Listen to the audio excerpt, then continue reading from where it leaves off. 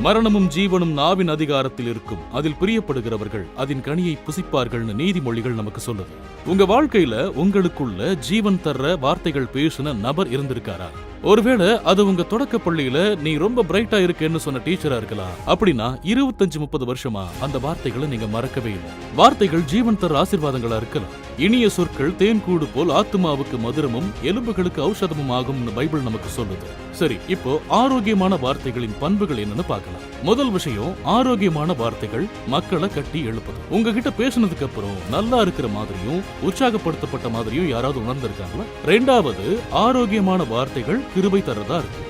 பாத்தீங்கன்னா தேவனோட வார்த்தை சொல்லுது, உங்கள் வசனம் எப்பொழுதும் கிருபை பொருந்தினதாயும் உப்பால் சாரமேறினதாயும் இருப்பதாக.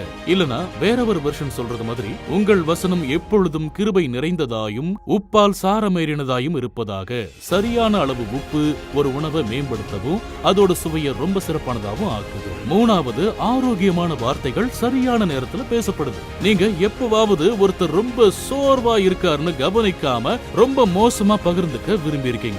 சரியான விஷயத்தை அதே நேரம் சரியான நேரத்துல சொல்றது அற்புதம்னு நீதிமொழிகள் 15:23 நமக்கு ஞாபகப்படுத்தும். உங்களுடைய வார்த்தைகள் உங்களுக்கு நெருக்கமானவங்களை காயப்படுத்துதா அல்லது உதவுதா?